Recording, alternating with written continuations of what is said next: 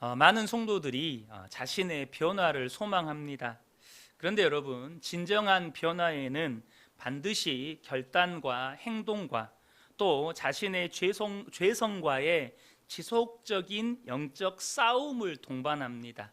그러니까 은혜 받았다고 사람은 한순간에 변화되는 게 절대 아니라는 것입니다. 사도 바울의 유명한 고백이 있습니다. 로마서 7장 22절에서 24절을 보면 내 속사람으로는 하나님의 법을 즐거워하되 내 지체 속에서 한 다른 법이 내 마음의 법과 싸워 내 지체 속에 있는 죄의 법으로 나를 사로잡는 것을 보는도다. 오호라 나는 곤고한 사람이로다. 이 사망의 몸에서 누가 나를 건져내랴. 굉장히 유명한 사도 바울의 고백입니다. 그런데 여러분은 이 고백이 어떤 상태에 있는 사람의 고백이라고 느껴지십니까?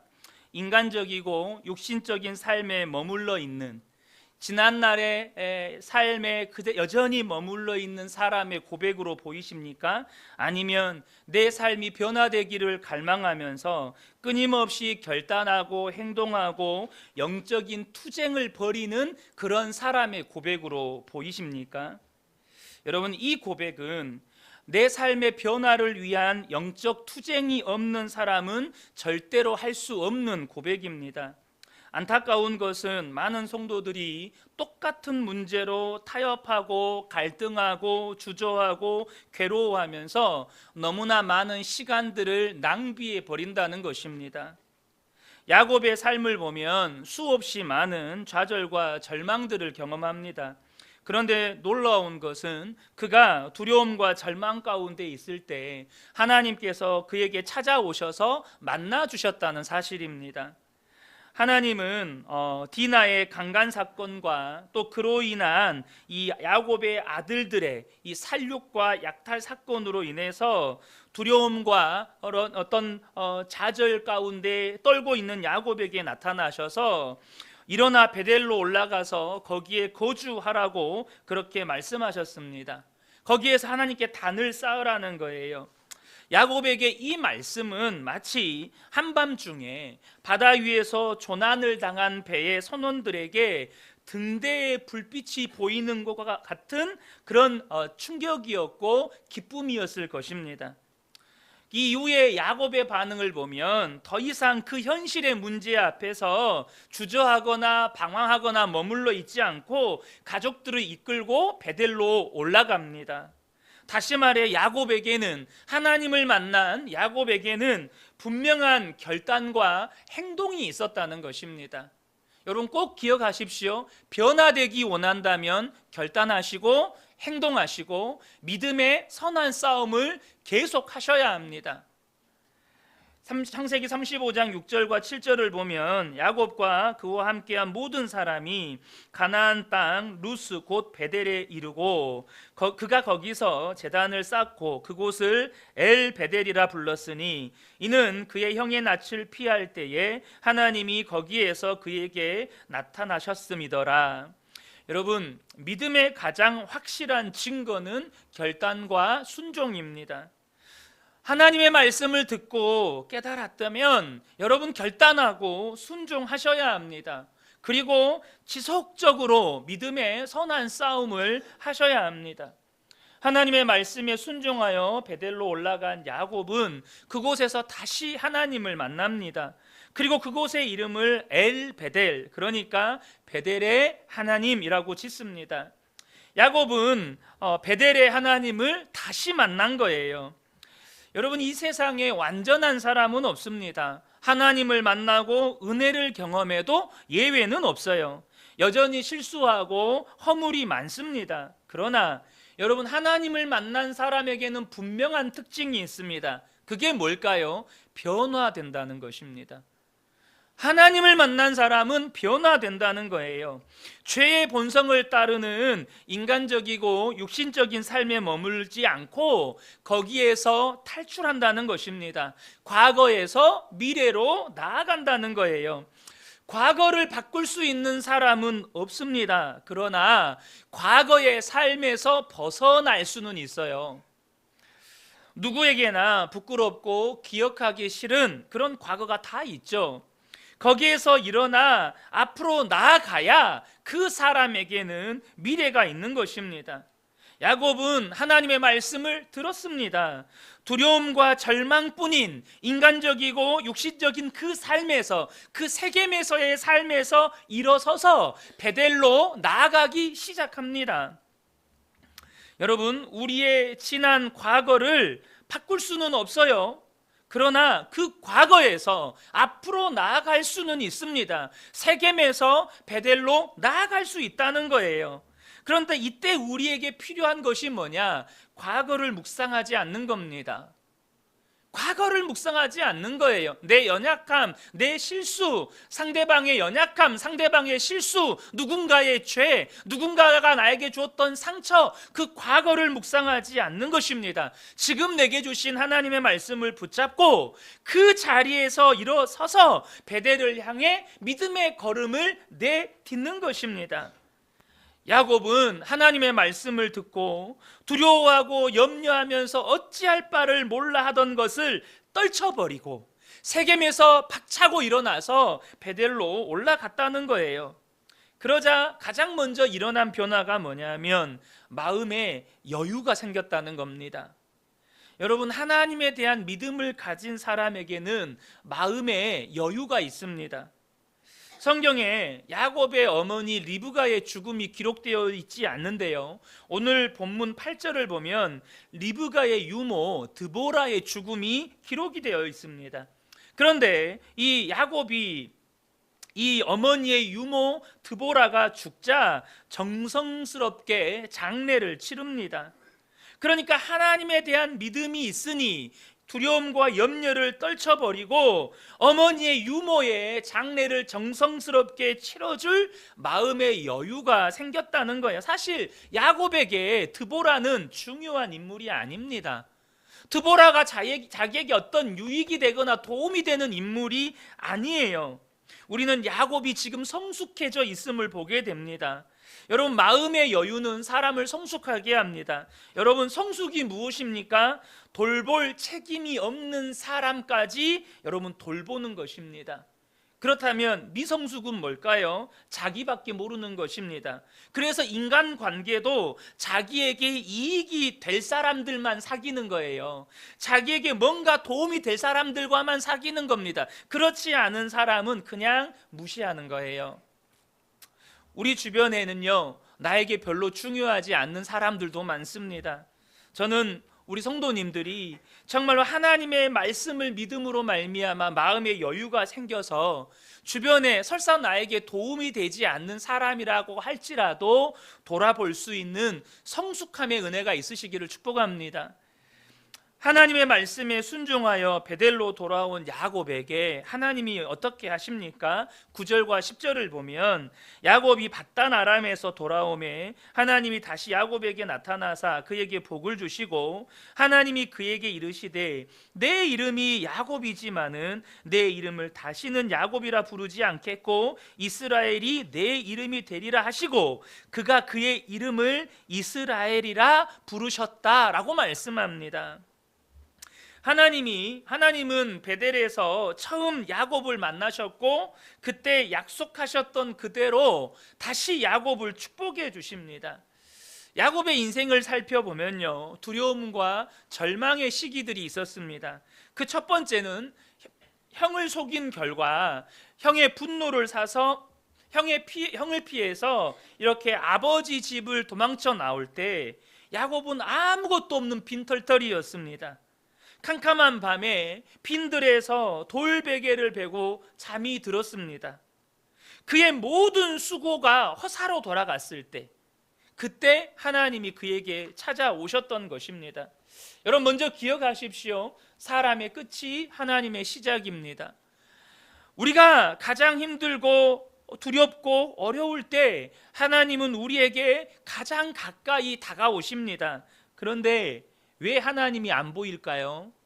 지금 여러분의 삶에 너무 힘들다, 너무 고통스럽다, 이런 분들 계시잖아요. 가까이 와 계신 하나님 보이십니까? 그 하나님 느껴지십니까? 왜 그 하나님을 못 만납니까? 내 시선이 문제에 가려져 있기 때문입니다. 내 시선이 문제에 집중되어 있기 때문입니다.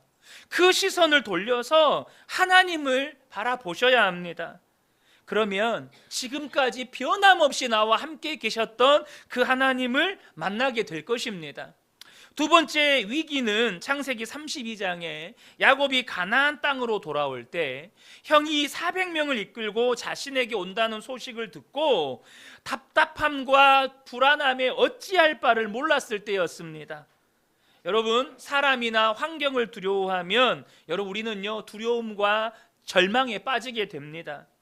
그는 형 에서를 만날 자신이 도무지 없었습니다. 자기 나름대로 꾀를 써가지고 뇌물도 보내고 무리를 나누어서 보내기도 하고 심지어 아내와 자식들까지 방패막이로 써봤지만 그 마음의 답답함과 불안함과 두려움을 어찌할 길이 없었습니다. 그렇게 답답함과 불안함 속에서 밤을 지새고 있을 때 하나님이 그에게 나타나셨습니다.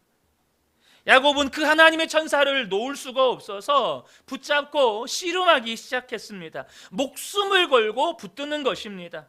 나를 축복하기 전에는 절대 놓을 수 없습니다. 그러자 천사가 야곱의 이름을 야곱에서 이스라엘로 바꾸어 줍니다. 야곱은 비로소 그 모든 답답함과 불안함에서 해방됩니다. 그런데 오늘 본문은 하나님께서 창세기 32장에서 야곱에게 주신 그 축복의 이름 이스라엘을 다시 회상시켜 주시는 것입니다. 우리는 여기서 다시 한번 하나님의 신실하심을 발견하게 됩니다. 사랑하는 성도 여러분, 하나님은 말씀하시면 반드시 이루십니다. 하나님의 말씀, 하나님의 약속에는 공수표가 없습니다. 그런데 오늘 본문 이 10절에서 중요한 건 뭐냐면 야곱이요 이미 창세기 32장에서 이름이 이스라엘로 바뀌었잖아요. 그래서 야곱이 자기를 이스라엘로 불러야 되는데 오늘 본문을 보면 야곱 자신이 자신을 이스라엘이라고 하지 않고 하나님이 야곱의 이름을 이스라엘이라고 하시고 이제부터는 야곱을 이스라엘이라고 부르셨다는 거예요. 더 이상 야곱이라 부르지 않으셨다는 겁니다. 분명히 이전까지는 야곱이었어요. 근데 이제부터는 이스라엘로 부르신다는 거예요. 그 말은 무슨 말이냐면 하나님의 말씀에 순종한 야곱의 믿음을 인정해 주셨다는 것입니다. 비록 처음 베델에서 하나님을 만났지만 그래서 그가 하나님을 만나고 은혜를 경험했지만 그의 삶은 여전히 야곱이었습니다. 그의 삶은 여전히 사기꾼이었어요. 근데 세겜에서 하나님의 말씀에 순종하여 다시 베델로 올라왔을 때 그는 이제 이스라엘이 되었습니다. 그의 믿음이 비로소 하나님께 인정을 받게 된 것입니다. 여러분, 야곱은요 부모가 지어준 이름이고 그가 자라면서 부모, 형제, 친구가 불러준 이름입니다. 무슨 의미입니까? 그 이름 가지고는 야곱의 삶을 가지고는 축복을 못 받는다는 것입니다. 다시 말해 과거의 죄의 본성을 따르고 육신적으로 인간적으로 삶을 살아가면 천국 못 간다는 이야기입니다. 하나님이 불러주시는 축복된 이름 이스라엘, 다시 말해 하나님께 인정받는 그 믿음 가지고 살아야 진짜 구원받은 백성이고 천국 백성이라는 뜻입니다. 우리의 과거, 우리의 옛사람이 죽어야 새로운 피조물이 되고 새 사람이 되는 것입니다. 그래야만 그 사람에게 변화된 새로운 삶이 열리는 것입니다. 여러분, 우리의 신앙의 위기가 뭘까요? 어쩌다 한 번씩 예배 빠지는 걸까요? 어쩌다 교회에서 봉사하지 않는 걸까요? 직분을 맡지 못하는 것일까요? 여러분, 신앙의 위기는 예배를 빠지고 봉사하지 않고 이게 아닙니다. 신앙의 위기는 내 과거를 끊어내지 못하는 데 있습니다.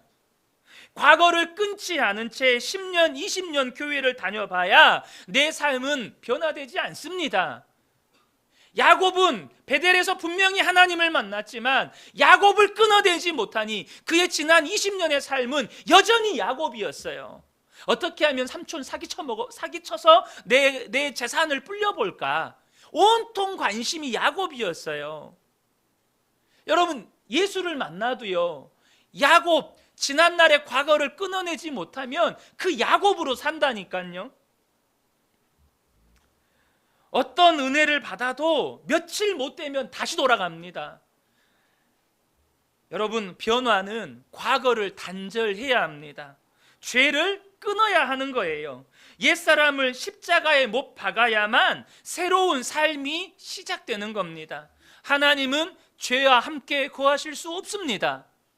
내가 성령 충만을 바라는데 내 속에 죄가 득실거려요. 어떻게 성령님이 내 안에 충만하게 임하실 수 있겠어요? 로마서 6장 6절을 보면 우리가 알거니와 우리의 옛사람이 예수와 함께 십자가에 못 박힌 것은 죄의 몸이 죽어 다시는 우리가 죄에게 종노릇하지 아니하려 함이니라고 분명하게 말씀합니다. 우리의 옛사람이 예수님과 함께 십자가에 못 박혔어요. 우리의 옛사람이 예수님과 함께 죽어야 우리가 죄의 종노릇하지 않게 되는 것입니다. 여러분, 참된 구원, 참된 거듭남은 과거와의 연속, 과거의 연속이 아니라 과거와의 단절입니다. 나는 죽고 예수로 살아야 진짜 구원 받은 것입니다. 그러므로 여러분, 교회 오래 다닌 거 자랑하지 마세요. 직분 받은 거 자랑하지 마세요. 어떤 복을 받은 것 가지고 여러분 자랑하지 마세요. 정말 저와 여러분이 자랑하고 싶으면 내가 죽은 것을 자랑하세요. 고린도전서 15장 31절에 형제들아, 내가 그리스도 예수 우리 주 안에서 가진 바 너희에 대한 나의 자랑을 두고 단언하노니 나는 날마다 죽노라. 사도 바울의 정말로 단언하면서 자랑하는 게 뭐였어요? 날마다 죽는 게 자랑이었어요. 다시 말하면 사도 바울은 죽기 위해 날마다 싸웠다는 거예요. 날마다 자신의 자아를 십자가에 못 박기 위해 영적인 투쟁을 처절하게 했다는 것입니다. 여러분, 교회가 타락하고 변질되는 이유가 뭘까요? 자아가 죽지 않은 이들, 과거가 단절되지 않은 이들이 목사가 되고 장로가 되고 집사가 되었기 때문입니다. 우리의 과거, 우리의 옛 성품과 죄와 상처투성이인 자아가 십자가에 못 박혀야 합니다. 그 사람이 진짜 구원받은 사람이에요. 그래야 우리의 삶의 진정한 변화가, 우리의 삶의 새로운 미래가 열리는 것입니다. 하나님은 야곱의 이름을 이스라엘로 부르시겠다고 하시면서 야곱을 다시 한번 축복해 주십니다. 11절과 12절을 보면 하나님이 그에게 이르시되 나는 전능한 하나님이라 생육하며 번성하라. 한 백성과 백성들의 총회가 내게서 나오고 왕들이 내 허리에서 나오리라. 내가 아브라함과 이삭에게 준 땅을 내게 주고 내가 내 후손에게도 그 땅을 주리라 하시고, 우리는 11절과 12절의 말씀에서 하나님이 어떤 하나님이신지를 다시 한번 알게 됩니다. 먼저 하나님은 야곱을 축복하시면서 자신을 소개하시는데 어떻게 소개하시냐면 전능하신 하나님이라고 소개를 하십니다. 나는 전능한 하나님이다. 왜 하나님께서 자신을 전능하신 하나님으로 소개했을까요? 여러분, 아무런 능력이 없는 사람에게 아무런 능력이 없는 사람이 여러분에게 어떤 약속을 한다면 그 약속이 이루어질 것에 대한 기대가 있으신가요? 이런 표현이 그렇지만 지나가던 노숙인이 당신 나 한 번만 도와주면 내가 당신한테 100만 원 줄게요. 여러분, 기대가 되세요? 우리에게 약속을 주시는 하나님은 전능하신 하나님입니다. 그래서 하나님을 기대하게 되는 것입니다. 만약 여러분의 자녀들이요, 정말 들어가고 싶은 회사에 입사 시험을 치르는데 그 회사 사장님이 면접 중에 여러분 자녀들을 너무 잘 봐가지고 면접 중에 이런 말을 하는 거예요. 야, 너는 우리 회사에 꼭 들어와야겠다. 그럼 기대가 돼요, 안 돼요? 너무 기대가 되죠. 사장님이 넌 우리 회사 들어와야겠다 이 말 해주면 기대가 되는 거예요. 제가 이 비슷한 경험을 대학 면접 시험 때 한 적이 있는데요. 이제 교수님 질문에 이렇게 막 대답을 하는데 마지막 질문에서 말문이 막혔어요. 너무 어려웠어요. 마지막 질문이. 그래서 사실은 마지막 질문에서 그냥 얼버무렸거든요. 근데 교수님이 갑자기 하시는 말씀이 뭐냐 하면, 야, 그건 들어와서 배우면 되겠다, 이러시는 거예요. 그건 들어와서 배우면 되겠다. 그래서 합격했습니다. 기대하는 거예요. 여러분, 전능하신 분이 약속을 해주시면 그 전능하신 하나님을 기대하게 되는 겁니다. 그래서 하나님이 약속을 하시기 전에 나는 전능한 하나님이다, 이 약속 절대 공수표 아니다, 반드시 이룬다, 이걸 우리에게 말씀해 주시는 것입니다. 여러분, 그 하나님을, 전능하신 하나님을 신뢰하고 기대하시기를 축복합니다. 또 하나님이 야곱에게 생육하고 번성하라고 말씀하셔요. 여러분, 하나님은요, 우리에게 생육하고 번성하라고 말씀하시는 하나님이십니다. 그 말씀은 우리를 생육하게 하시고 번성하게 하시는 하나님이시라는 거예요. 우리의 삶을 풍성하게 하시는 하나님이십니다. 하나님의 나라에 쇠락은 없습니다. 하나님의 나라에 퇴보는 없습니다. 여러분, 우리의 삶에 물질적인 영역이든 영적인 영역이든 하나님은 우리를 생육하고 번성하게 하시는 하나님이십니다. 여러분, 그 하나님을 기대하시길 바랍니다. 여러분 마음 가운데 여러분의 삶이 풍성해지기를 원하는 여러분 소망이 있으십니까? 그 생육하고 번성하라고 말씀하시는 하나님의 말씀 앞에 아멘 하실 수 있는 저와 여러분 되시길 바랍니다.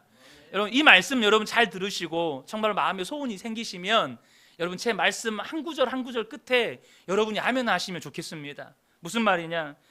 제가 말씀드리겠습니다. 하나님께서 여러분의 삶을 풍성하게 하시고, 원하지 않으세요? 다시 한번 말씀드릴게요. 하나님께서 여러분의 삶을 풍성하게 하시고, 건강하게 하시고, 잘되는 복을 받게 하시고, 형통하게 하시고, 여러분이 하는 모든 일을 하나님께서 복 주시기를 원합니다. 하나님은 그런 하나님이시라는 거예요. 여러분의 가정에, 자녀의 건강에, 사업에, 하는 모든 일에 하나님께서 생육하게 하시고 번성케 하시기를 원하신다는 거예요. 기억하십시오. 하나님 나라에 퇴보가 없어요. 하나님 나라에 쇠락이 없습니다. 그것이 영적인 영역에서든 물질적인 영역에서든 여러분 그 어느 영역에서라도 생육하고 번성하게 하는 은혜가 반드시 여러분의 삶에 임해야 할 줄로 믿습니다. 그것이 없다면 지금 내 믿음에 뭐가 문제가 있는 거예요. 그것을 이루는 하나님과 나 사이의 믿음이라고 하는 통로에 뭐가 지금 문제가 생겼다고요.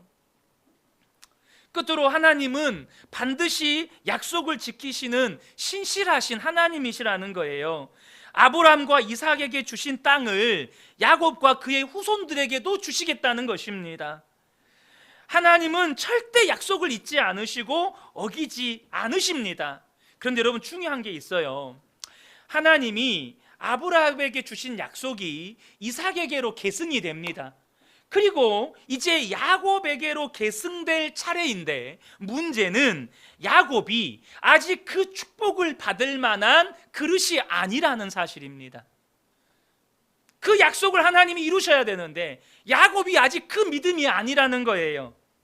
그래서 야곱이 아브라함과 이삭에게 주셨던 그 축복을 계승할 만한, 그 축복을 이어받을 만한 믿음의 사람이 되기까지 하나님께서 야곱에게 고난을 주시고 역경을 주셔서 빚으시고 연단하셔서 그 믿음의 사람, 다시 베델로 믿음으로 결단하고 올라오는 믿음의 사람을 만드셔서 그 약속을 성취하셨습니다. 여러분, 이 관점에서 우리의 인생을 보실 수 있으셔야 합니다. 하나님은 우리에게 복 주고 싶어 하시는 하나님이십니다. 그런데 문제가 뭐예요? 내가 복 받을 만한 믿음의 그릇이 아니에요.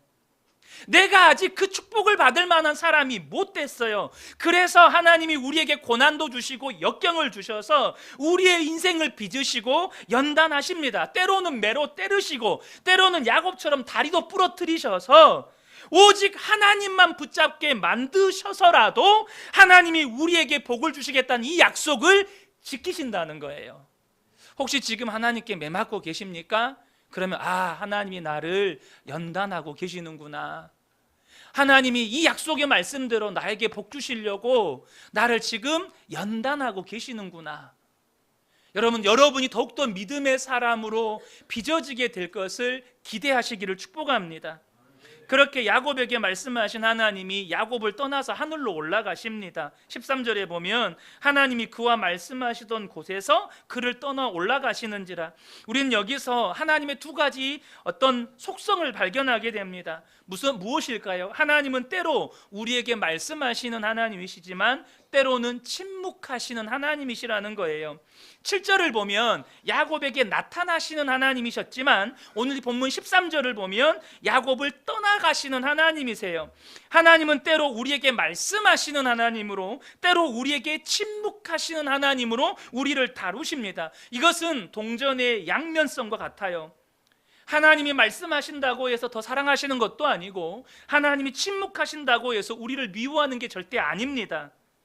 하나님은 나타나셔서 베델로 올라가라 하셨고 야곱의 이름을 이스라엘로 바꾸어 주셨고 야곱에게 주셨던 약속을 회복시켜 주셨습니다. 그리고 야곱을 떠나 하늘로 올라가셨어요. 여러분, 하나님이 야곱을 떠나 하늘로 올라가시면 이스라엘로 바뀌었던 야곱이 다시 야곱으로 되돌아가는 겁니까? 다시 야곱이 두려움과 염려에 사로잡히게 되는 것입니까? 야곱은 과거와 단절되었고 이제 이스라엘이 되었습니다. 야곱에게는 새로운 삶이 열렸어요. 무슨 뜻입니까? 말씀하셔도 아멘이고 하나님이 침묵하셔도 할렐루야인 겁니다. 하나님이 침묵하셔도 하나님을 예배하는 것입니다. 왜요? 하나님의 약속의 말씀은 그대로 야곱의 삶에 성취될 것이기 때문입니다. 하나님의 약속의 말씀이 야곱의 마음을 사로잡고 야곱의 삶을 이끌어가기 때문입니다. 우리가 신앙생활을 하다 보면요, 하나님의 임재가 느껴지고 내 안에 하나님이 주신 은혜가 충만하게 경험될 때가 있습니다. 그러나 반대로 아무것도 느껴지지 않고 하나님이 나와 함께 하시지 않는 것 같은 답답함, 하나님의 침묵을 느낄 때도 있습니다. 그러나 여러분, 저와 여러분이 잊으시면 안 돼요. 하나님의 임재가 느껴지든 느껴지지 않든, 하나님이 말씀하시든 침묵하시든 내게 주신 하나님의 말씀은 여전히 유효하다는 것입니다. 여러분, 믿음이란 무엇입니까? 하나님이 말씀하시든 침묵하시든 하나님의 말씀을 붙잡는 것입니다. 어떠한 처지와 형편에서도 하나님의 말씀을 붙잡고 사는 그 사람이 진짜 그리스도인입니다. 여러분, 그 사람은 하나님 반드시 복을 주십니다. 어떤 처지와 형편에서도 하나님의 말씀을 붙잡고 사는 사람은 하나님이 반드시 복을 주십니다. 오늘 본문에서 야곱이 진짜 이스라엘이 되었다는 것을 알 수 있어요. 14절과 15절입니다. 야곱이 하나님이 자기와 말씀하시던 곳에 기둥 곧 돌기둥을 세우고 그 위에 전제물을 붓고 그 위에 기름을 붓고 하나님이 자기와 말씀하시던 곳의 이름을 베델이라 불렀더라. 뭘 통해 알 수 있습니까? 하나님이 떠나셨는데도 하나님께 예배를 드립니다. 하나님이 떠나셨는데도 하나님께 예배를 드려요. 우리는 여기서 다시 한번 성도에게 예배가 얼마나 중요한지를 알게 됩니다. 하나님을 만난 사람, 진짜 하나님을 믿어 과거를 끊고 변화된 삶을 사는 사람은 언제나 하나님을 예배하는 삶을 산다는 것입니다. 내 눈에 보이는 것이 없고 내 귀에 들리는 것이 없어도 하나님이 나와 함께 하심을 믿고 마치 하나님이 내 앞에 계신 것처럼 말하고 행동하고 그리고 하나님께 예배드립니다. 그렇게 하나님께 예배드리고 그곳을 다시 야곱이 베델이라고 부릅니다. 여러분, 이 베델은 야곱이 처음 하나님을 만났던 베델과 달랐습니다. 야곱이 처음 하나님을 만났던 베델, 비록 그 베델에서 야곱이 하나님을 만났지만 야곱은 변화되지 않았습니다. 야곱은 여전히 인간적이었고 육신적이었어요. 그것은 야곱의 베델이었습니다.